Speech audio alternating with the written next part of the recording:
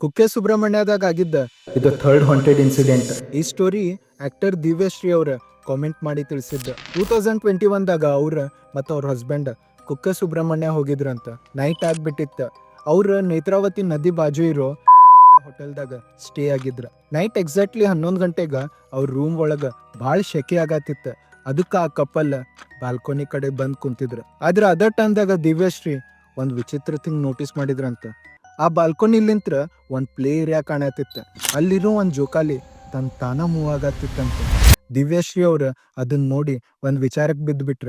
ಯಾಕಂದ್ರ ಆ ಪ್ಲೇ ಏರಿಯಾದಾಗ ಯಾರು ಇರ್ಲಿಲ್ಲ ಅಂತ. ಆದ್ರ ಆ ಟೈಮ್ದಾಗ ಅವ್ರ ಹಸ್ಬೆಂಡ್ ಹಂಗೋ ಹಿಂಗೋ ಮಾಡಿ ದಿವ್ಯಶ್ರೀ ಅವ್ರ ಧ್ಯಾನ ಬೇರೆ ಕಡೆ ಹೇಳಿದ್ರು. ಆದ್ರೆ ಸ್ವಲ್ಪ ಹೊತ್ತಾದ್ಮೇಲೆ ದಿವ್ಯಶ್ರೀ ಅವರು ಮಲ್ಗಾಕ್ ಹೋದ್ರು. ಮಲ್ಗಾದ್ಮೇಲೆ ಅವ್ರಿಗೊಂದ್ ಕೆಟ್ಟ ಕನಸು ಬೀಳತ್ತಂತ.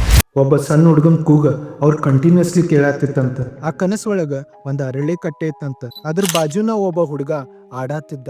ಆದ್ರ ಹುಡುಗ ನೋಡಾಕ ಬಾಳ ವಿಚಿತ್ರ ಇದ್ದ ಅಂತ. ಅದನ್ನ ನೋಡಿ ದಿವ್ಯಶ್ರೀ ಹೆದ್ರು ಬಿಟ್ಟಿದ್ರ. ಬೆಳಗ್ಗೆ ಎದ್ಮೇಲೂ ಆ ಹುಡುಗನ ಅವ್ರ ತಲೆಯಾಗಿದ್ದ. ಅವ್ರ ಟೆಂಪಲಿಗೆ ಹೋಗಾಕ ರೆಡಿಯಾಗಿ ತಳಗಿಳಿದಾಗ ಹೋಟೆಲಿನ ಎಂಟ್ರೆನ್ಸ್ದಾಗ ಸೇಮ್ ಅರಳಿ ಕಟ್ಟೆ ಇತ್ತಂತ. ಅದನ್ನ ಕಂಡ ದಿವ್ಯಶ್ರೀ ಶಾಕ್ ಆಗಿ ಹೋಗ್ಬಿಟ್ಟಿದ್ರು. ಇದು ಬರೀ ದಿವ್ಯಶ್ರೀ ಅವ್ರದ್ದು ಅಷ್ಟ ಕ್ಲೇಮ್ ಅಲ್ಲ, ಬೇರೆ ಬೇರೆ ಜನ ಆ ಲೊಕೇಶನ್ ಇಂದ ಎಕ್ಸ್ಪೀರಿಯನ್ಸ್ ಶೇರ್ ಮಾಡ್ಯಾರ. ಮತ್ತ ಆ ಹುಡುಗನ ಕತೆ ಖರೆ ಐತಂತ ಹೇಳಿ ತಿಳಿಸ್ಕೊಟ್ಟಾರ. ನನ್ಗೆ ಯೂಶುವಲಿ ಕುಕ್ಕೆ ಸುಬ್ರಹ್ಮಣ್ಯ ಕಡೆ ಆಗಿದ್ದ ಮಂದಿ ಎಕ್ಸ್ಪೀರಿಯನ್ಸ್ ಶೇರ್ ಮಾಡ್ತಾರ. ಆದ್ರೆ ಯಾ ಇನ್ಸಿಡೆಂಟ್ದಾಗೂ ಜನಕ್ಕೆ ಫಿಸಿಕಲಿ ಹಾರ್ಮ್ ಆಗಿದ್ದ ನಾ ಇನ್ನೂ ಮಟ್ಟ ಕೇಳಿಲ್ಲ. ಮೋಸ್ಟ್ಲಿ ಇದು ಒಂದ್ ಸೈಕಾಲಜಿಕಲ್ ಎಫೆಕ್ಟು ಆಗ್ಬೋದು, ಅಥವಾ ನೆಗೆಟಿವ್ ಎನರ್ಜಿ ತಡ್ಯಾಕ ಒಂದ್ ಯಾವ್ದೋ ಪಾಸಿಟಿವ್ ಎನರ್ಜಿ ಅದನ್ನ ಸ್ಟಾಪ್ ಮಾಡತ್ತಿರ್ಬೋದು, ಅಲ್ಲಿ ಜನಕ್ಕೆ ರಕ್ಷಣೆ ಮಾಡ್ತಿರ್ಬೋದು. ಮತ್ತಿಂಥ ವಿಡಿಯೋಸಿಗೆ ಫಾಲೋ ಮಾಡ್ರಿ ಅ ಕ್ಲಾಸಿಕ್ ವೈಬ್.